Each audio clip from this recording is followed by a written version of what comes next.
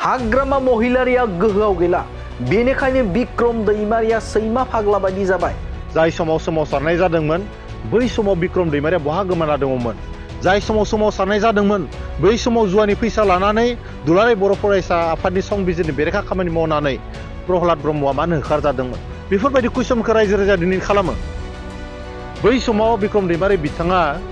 हाग्रामा महिलानि समाव जे गिदिर गिदिर थिखा मावबाय बे खामानिफोरा बेसे मोजां जाखो। बै समाव थारैनो बिथाङा मानो जातिखौ खनसेनि थाखायबो गोसोआव गोलैदिया। जाय समाव हाग्रामा महिला बिथाङा पावाराव गैला अब्लानिया बिथाङा सैमा फाग्ला बायदि जाबाय। बिक्रम दैमारिया सैमा फाग्ला बायदि जाबाय। सोरखौ अरगोन सोरखौ सोंगोन जाबाय थादों बिथाङा। लासै लासै सिपिआव राङा जिर' जानायखायनो बिक्रम दैमारिया हारिनि बाथ्राखौ साननो रोंदों। थांनाय गोलाव समाव जाय समाव बिक्रम दैमारि बिथांनि गुरु हाग्रामा महिलारि बिथाङा लासै लासै बिथाङा जिथिया नुबाय पकेटआ जिर' जालांगासिनो दङ अब्ला हारिनि सेन्टिमेन्टआ बोरैबा बोरैबा फैफ्लांबाय। बिक्रम दैमारिया जेराव खाबु मोनो बेवहायनो हारिनि बाथ्राखौ गाब फुना गावखौनो हिर' दिन्थियो। दा दिनै बिथाङा जेरावनो स्कप मोनो जातीयताबादनि कालार फुननानै गावखौनो हिर' खालामनो सेस्था खालामबाय थायो। दा गाव हिर' जानो थाखाय बियो जाय मानसिया जातियाव मोनबो कन्ट्रिबिउसन गैया सोरांबानो लिडार रायलायनाय लिडारखौ समालोचना खालामनायनिल'सो खामानि मावो। बेबायदि मानसिखौ जों बयबो सिनायना लानाया मोजां। बेफोर गोख्रों गोख्रों बाथ्राखौ जों बुंनाय नङा। बेफोर गोख्रों बाथ्राखौ बुंदों खौरांगिरिनि सिगाङाव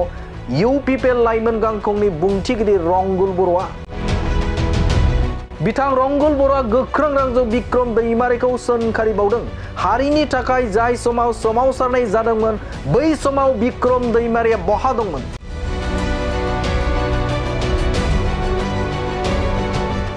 बिक्रम दैमारिनि गुरु हाग्रामा महिलारिया गोहोआव थानाय समाव बिक्रम दैमारिया माब्लाबाबो रन्जन दैमारि एबा बारग' एनडिपिफोरनि बाथ्रा बुंफेराखैमोन। बिक्रम दैमारिया बै समाव हाग्रामा महिलारिनि संख्रि जानानै देरगासिनो दंमोन। बिक्रम दैमारिनि ओनसोलनि सुबुंफोरा मोनथिखागौदि बिक्रम दैमारिया बेसे गोथौ हाखरनि ना।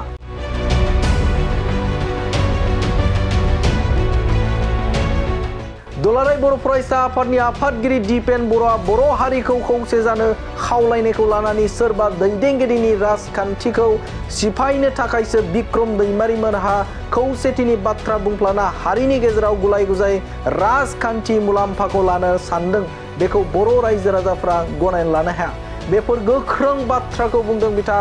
इउपिपिएल लाइमोन गांखंनि बुंथिगिरि रंगुल बर' बिथाङा। जोंबो नुदों बे साननैसोआ सासे ठिकादार बिक्रम दैमारि बिथाङा सोरांबानो बिटिआरनि सिएम बिथांखौ रायनो मोनाब्ला गोजोना। गतिके बिथांनि हेबिट बायदि जालांबाय। आरो जुदि बिथाङा सोरखौबा रायनानैनो गोजोननाय जुदि लादोंब्ला जोंहा बुंनांगौ गैया। नाथाय खामानिनि बाथ्राखौ प्रेक्टिकेलाव सावरायनांगोन। सोर हारिनि खामानि मावदो आरो मावाखै। थांनाय गोलाव समाव जाय समाव बिक्रम दैमारि बिथांनि गुरु हाग्रामा महिलारि बिथाङा सरकाराव थानाय समाव मालाबाबो बिथाङा मानव गेदेर रन्जन दैमारिनि बाथ्रा बुंफेरासै। मानव गेदेर एनडिपि जोहोलाव बिथांमोननि बाथ्रा बुङासै। मालाबाबो बिथाङा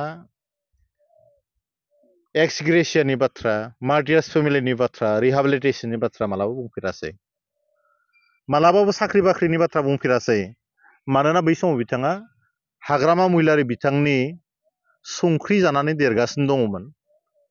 लासै लासै बिथाङा जिथिया नुबाय पकेटआ जिर' जालांगासिनो दङ अब्ला हारिनि सेन्टिमेन्टआ बोरैबा बोरैबा फैफ्लांबाय। दा दिनै बिथाङा जेरावनो स्कप मोनो जातीयताबादनि कालार फुननानै गावखौनो हिर' खालामनो सेस्था खालामबाय थायो। दा गाव हिर' जानो थाखाय बियो जाय मानसिया जातियाव मोनबो कन्ट्रिबिउसन गैया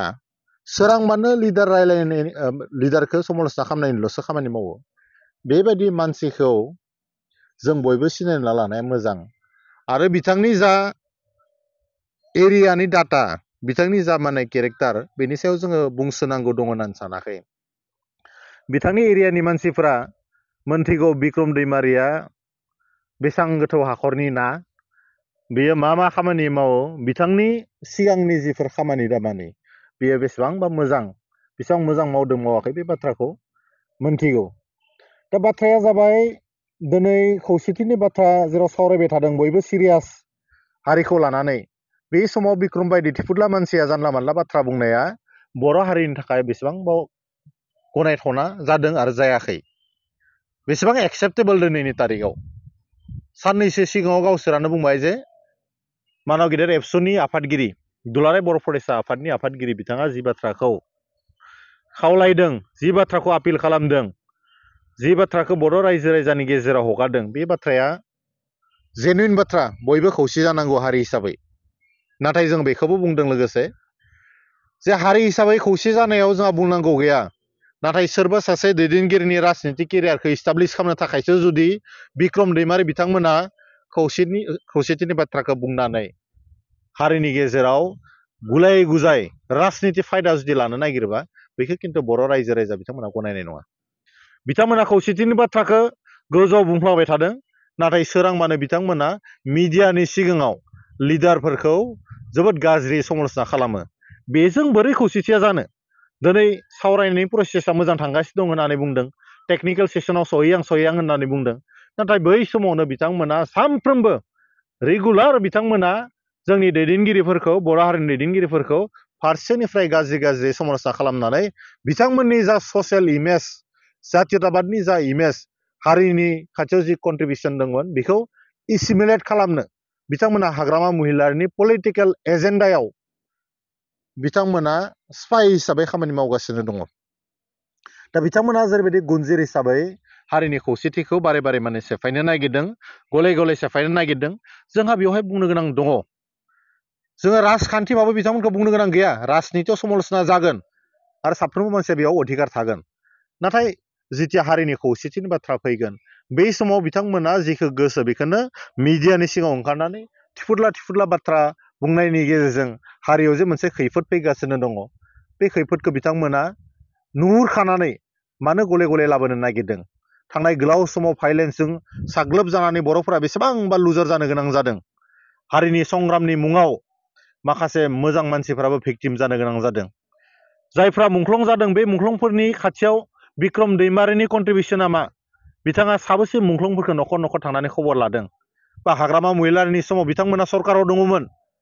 बिथांमोना बै समाव आसाम सरकारजों एलायन्सआव दङमोन बै समाव बिथांमोना मार्टियार्सनि थाखाय मा खामानि मावखो सोलोंथाइनि बिथिङाव मा खामानि मावखो एग्रिकालसारनि बिथिङाव मा खामानि मावखो बर' हारिनि जातीयताबादखौ लाखिनो बिथांमोना मा खामानि मावखो बिथांमोना हेल्थ सेक्टराव मा खामानि मावखो बिथांमोना हारि जौगानाय मा खामानि मावखो जोंनि गोदान जेनेरेसनखौ बिथांमोना इस्टाब्लिश खालामनायाव बिथांमोनखौ एंगेज खालामनायाव बिथांमोनखौ मोजां मानसि खालामनायाव बिथांमोना बेसे रल लाखो जों बै समाव मोनथिगौ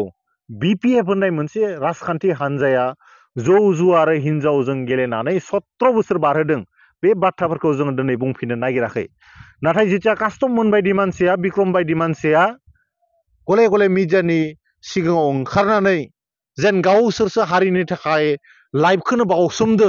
बेबायदि बाथ्राखौ बुंनो नागिरनायाव जोंनि मोजां हारिनि थाखाय कन्ट्रिबिउसन होबोनाय सेक्रिफाइस होबोनाय सुप्रिम सेक्रिफाइस होबोनाय लिडारखौ बिथांमोना सोरांबानो जिथिया गाज्रि रावजों सोंखारियो बे समाव जोङो बुंनो गोनां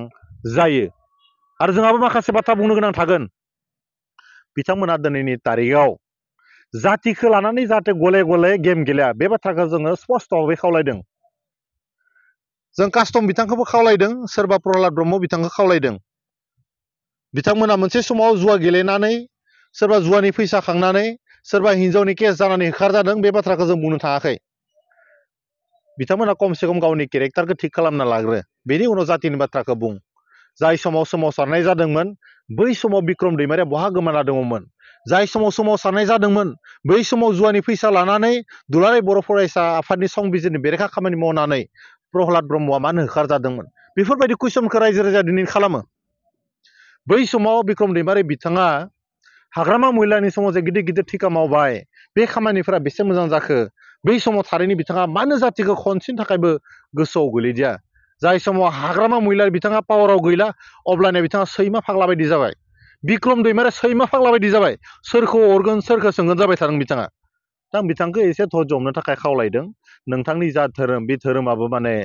गोजोनखौ हास्थायनाय मोनसे सिम्बलखौ देखायो नोंथाङा एसेबां मोजां मोनसे धोरोमाव दङ नोंथाङा माने गस्पेल सं रोजाबो होननानै जों खोनानो मोन्दों नाथाय नोंथाङा धोरोमाव थानाय राजनितिखौ ओरैबायदि मोनसे दार्टिसिम लांनो नागिरो बेयो अबयसे धोरोमनि थाखायबो बा गडनि थाखायबो इसोरनि थाखायबो माने मोजां नङा जोंनि रायजो राजानि थाखायबो मोजां नङा नोंथाङा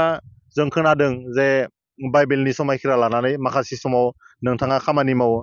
मोजां जों खोनानानै मोजां मोनदों नाथाय नोंथाङा जेरैबायदि हारिखौ लानानै गेम गेलेनो नागिरदों बेयाव बहाबाबो नङा बहाबा नोंथांनि जा माने वर्शिप बेनि सायावबो जोंहा डाउट फैदों दा जोङो खावलायदों मानाव गेदेर बिक्रम दैमारि आरो कास्टमखौ बिदा गिदिर हिसाबै आं माने बिथांखौबो आं खावलायदों जाहाथे बाथौ खेराइ रिसर्टआव जों खोनादों बिथाङा एसे एनै लोंनाया बारा जालांबाय होननानै हाग्रामा महिलारि बिथांनि पलिसियाथ' बेनो थांनाय गोलाव समाव 17 बोसोराव मानसिखौ जाहो लोंहोनो बेस्थ' खालामना लाखिबाय बिथांमोना बिराद बेस्थ' खालामना लाखिबाय मोजां बाथ्रा साननो होआसै मोनसे समाव इंराजफोरा ब्रिटिशफोरा साहा बागाननि आदिबासिफोरखौ मा खालामदों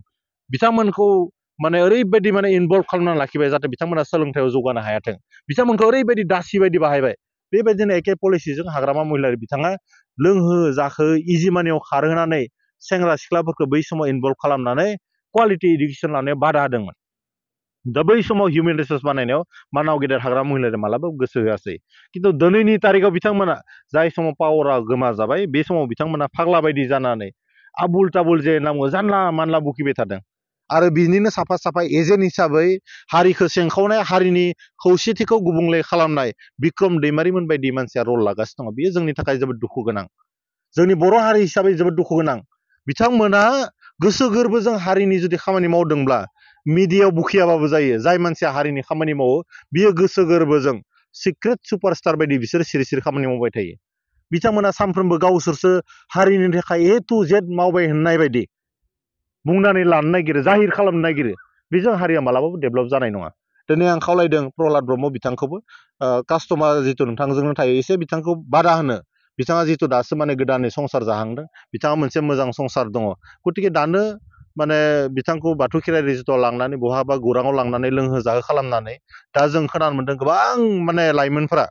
जोंनि बर' मानसिफोरा माने किडनि लिभारफ्रा डेमेज जादों बे डेमेज जानाय मानायफ्रा बै समाव हाग्रामा महिलारि बिथाङा जे सेंग्रा सिख्लाफोरखौ जोबोद माने जौ सेरेब लोंहोबाय बिनिनो मोनसे कनसिकुवेन्सेस होननानै जों सानदों खमसे खम बिथांमोना कास्टम बायदि मानसिखौ एसे बासायनांगौ मानो हाग्रामा महिलारि बिथाङा मानो प्रहलाद ब्रह्म बिथाङा दिनै कास्टम बसुमतारिखौ माने मिसलिड खालामदों बिथाङा माने गलाघाटनि मानसि बेयाव फैनानै जानला मानला बुंनानै जोंनि बर'फोरनि खौसेथिखौ जि सिमफायनो नागिरनाय बेखौ खिन्थु बर' रायजो राजाया मोजां मोनाखै आं खावलायदों जे कास्टम बसुमतारि बिथांखौ प्रहलाद ब्रह्म बिथांमोना गावनि फंबाय साननानै एसे लोंनाय जानायखौ जाहाथे एसे लिमिटआव खालामनो होयो नङाबा सेंग्रा मानसि मालाबा बेराम आजार जागोन लास्टआव हाग्रामा महिलारि बिथाङाबो नायनाय नङा हगारनो हागोन बेफोरबायदि माखासे बाथ्राफोरा फैगोन आं बेनिखायनो खावलायदों खमसे खम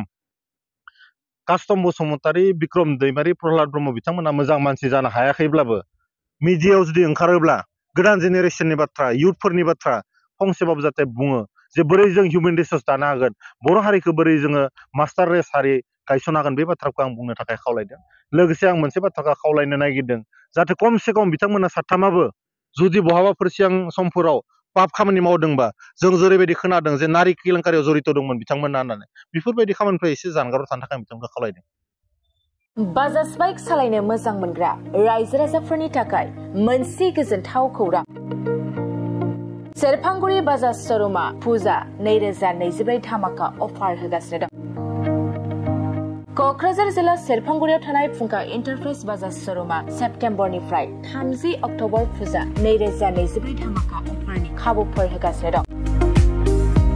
नोंथांमोना सेरफांगुरियाव थानाय फुंखा एन्टारप्राइज बाजाज श'रुमाव खुंफुंजानाय फुजा धामाका अफाराव फैनानै नोंथांनि लुबैनाय बाजाजनि बाइकखौ लांफैनो हागोन